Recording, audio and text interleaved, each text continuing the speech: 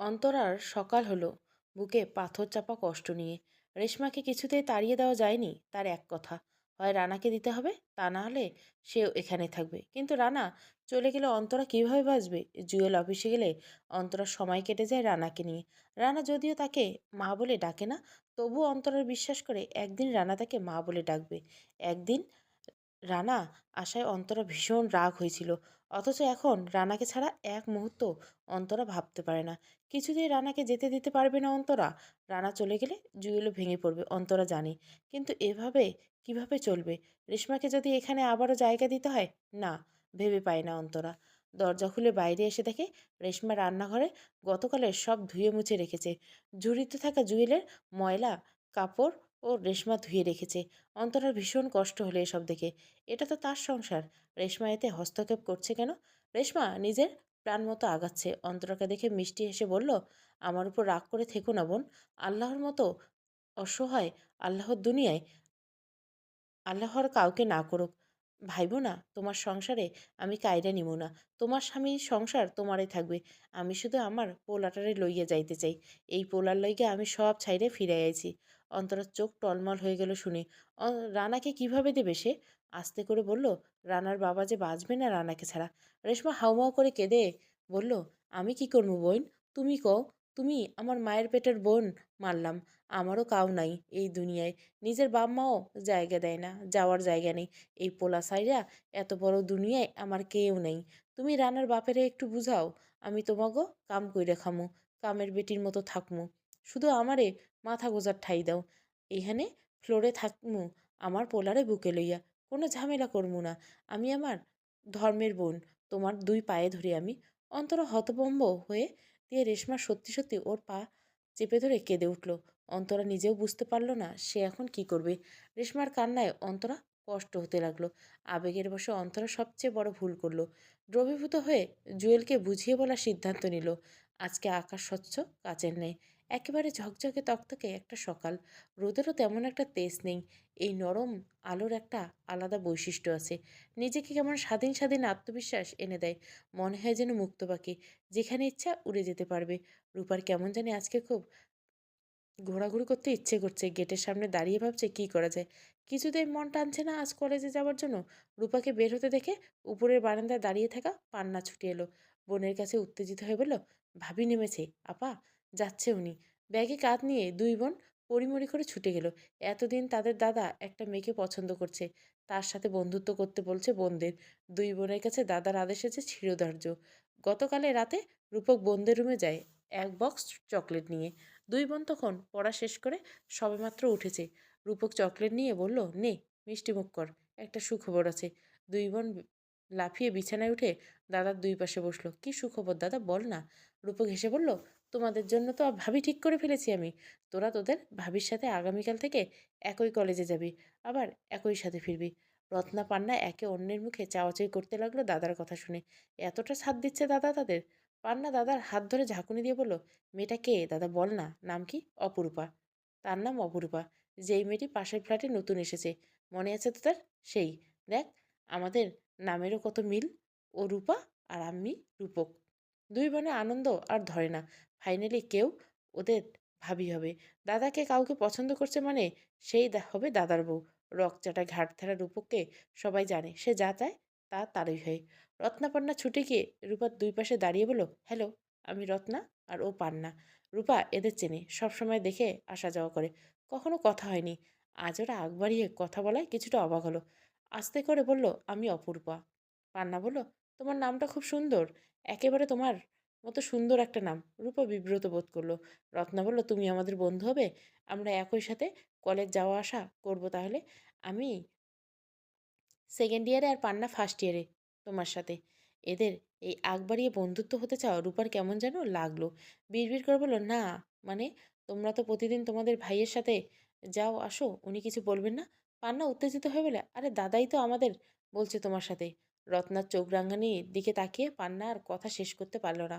আমতা আমতা করে বলল, মানে দাদা বলেছে আর কি, আমাদের যদি কোনো মেয়ে বান্ধবী থাকতো, একসাথে আসা যাওয়ার সুযোগ থাকতো, তাহলে আর তার সাথে যাওয়া লাগতো না।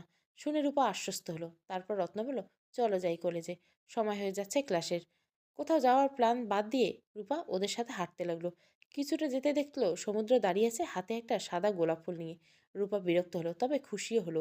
এই ভেবে যে আজকে এই দুইজন থাকলে সমুদ্র আর কিছু বলতে পারবে না। হলেও তাই। সমুদ্র যখন দেখলো রত্না আর পান্না রূপার সাথে যাচ্ছে, কিছুটা লজ্জা পেল সে। রত্না পান্না দুজনকে তার কাছে ছোট বোনের মতো। তাদের সামনে একটা মেয়েকে ফুল দেওয়ার মতো সাহস তার নেই। অগত্যা ফুল হাতে নিয়ে অসহায়ের মতো পেছন থেকে তাকিয়ে রইল সমুদ্র। সমুদ্র থেকে কিছুটা দূরে ঠোঁটে বিজয়ের হাসি দিয়ে দাঁড়িয়ে মজা দেখছে রূপক। সে তো এটাই চেয়েছিল। সমুদ্র ভাঙা মন রূপকের উল্লাসিত হবার কারণ। মনে মনে রূপক বলল, কেমন লাগছে এবার সমুদ্র? প্রেম কি কঠিন জ্বালার জিনিস, কত ছটপটিয়ে মারার জিনিস, তোমাকে আমি বুঝাবো। খুচরো পয়সার মতো একটা একটা করে তোমাকে আমি বুঝাবো। তারপর বুঝবে তুমি, যেই আঘাত আমাকে দিয়েছিলে সবটা হাড়ে হাড়ে টের পাবে। সামান্য কারণ নিয়ে বন্ধুত্ব ছিন্ন করেছিলে, আরও কষ্ট পাওয়া বাকি আছে। জুয়েল টেবিলে খেতে খেতে অন্তরাকে ডাকলো। অন্তরা ওয়াশরুমে ছিল। অন্তরা বের হতে হতে দেখলো রেশমা প্লেটে করে জুয়েলের জন্য খাবার আনছে। এতটা বাড়াবাড়ি অন্তরার পছন্দ নয়।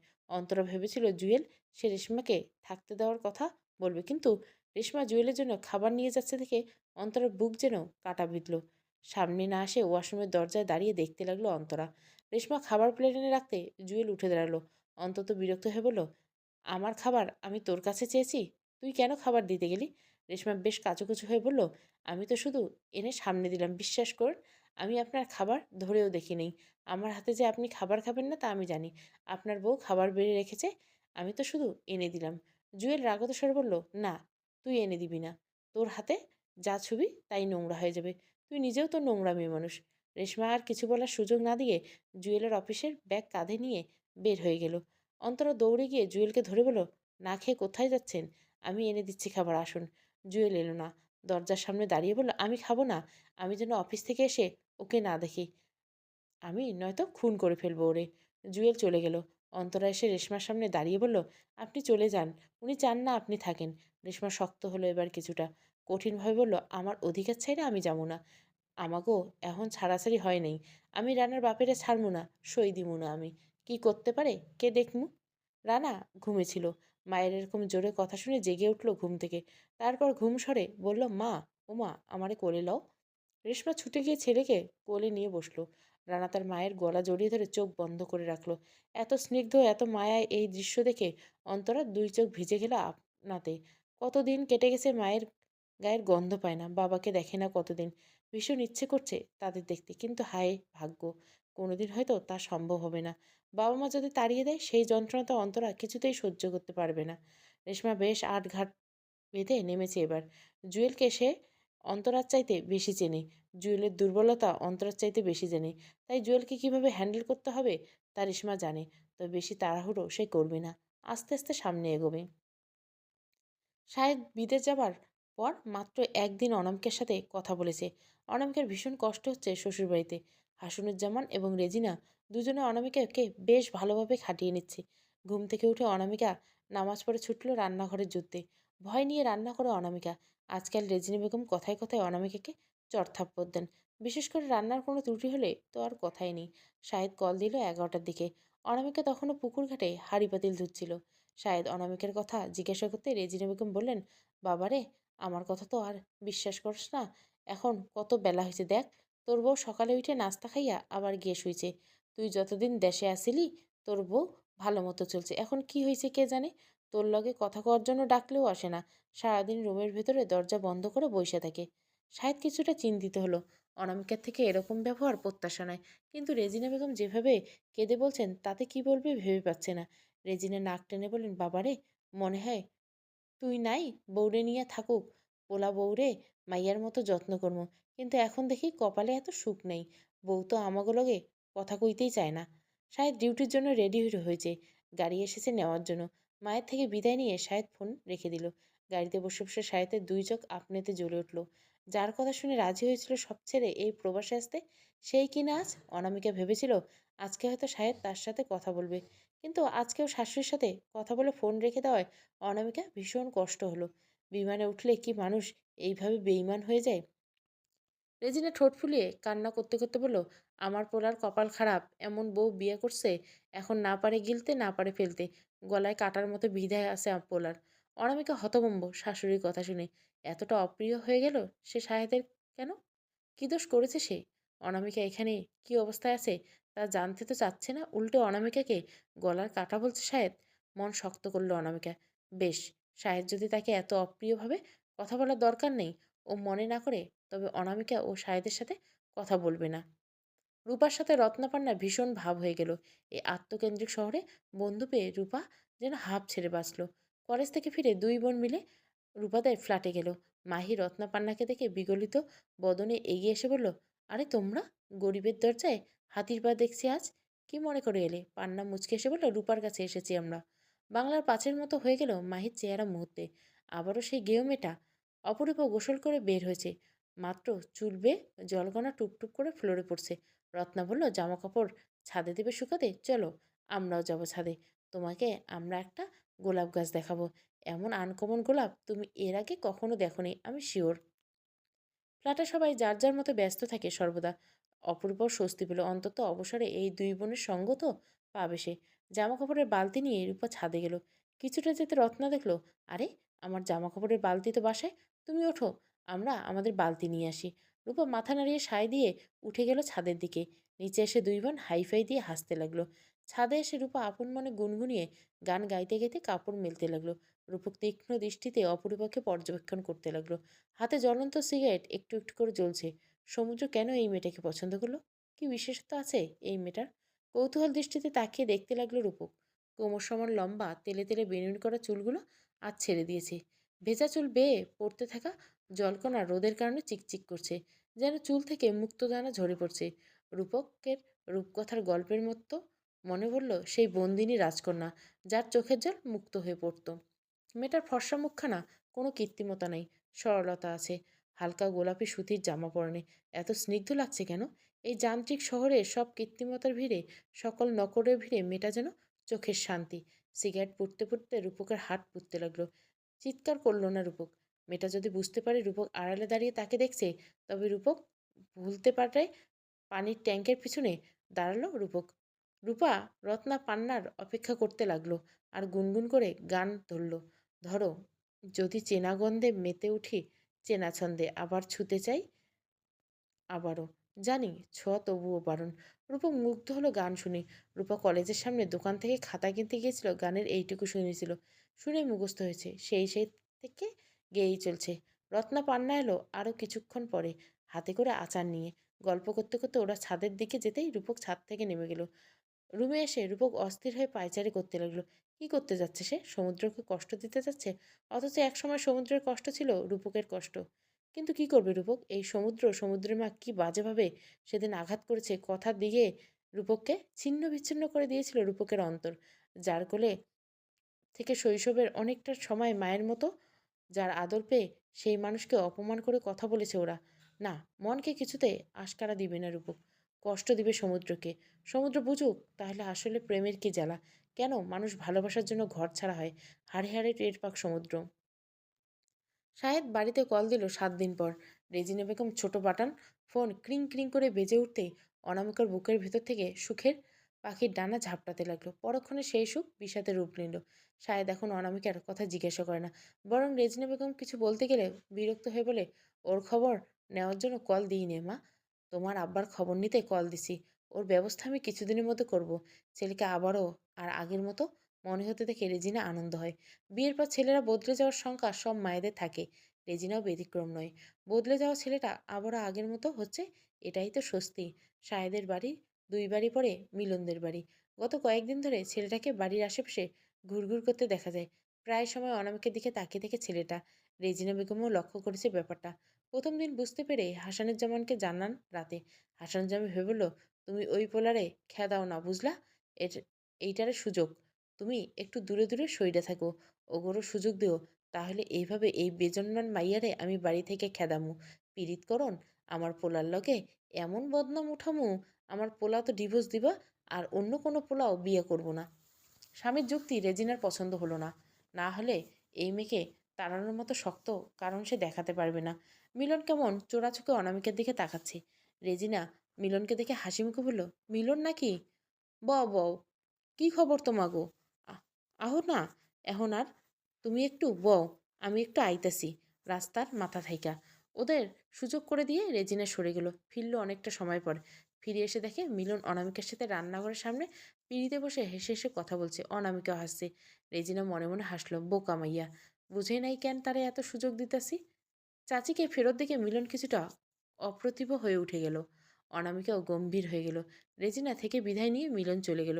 রেজিনা আর চোখে তাকিয়ে দেখলো অনামিকার ঠোঁটের কোণে মুচকি হাসি রেশ লেগে আছে। বিড়বিড় করে রেজিনা বলল, নষ্ট মহিলা, উঠতে থাক যত পারস। মুখ থুবড়াইয়া এমন পড়বি, সেদিন আর মুখ তুইলা কারো দিকে চাইতে পারবি না। মিলন আসার পর অনামিকার কেমন যেন আনন্দ আনন্দ লাগছে। এভাবে মুখ বন্ধ করে এখানে থাকতে থাকতে অনামিকার মনে হয় দম বন্ধ হয়ে মরে যেত। এটা বাড়ি নয়, যেন কোনো শ্মশান।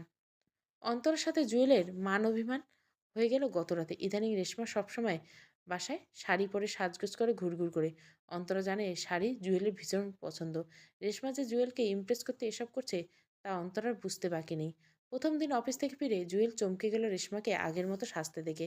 বুকের ভেতর কেমন ধরপড় করতে লাগলো ওর। এই বিশেষ সাজ কিসের জন্য জুয়েল জানে। মাঝে মাঝে মধ্যরাতে রেশমা এভাবে সাজতো।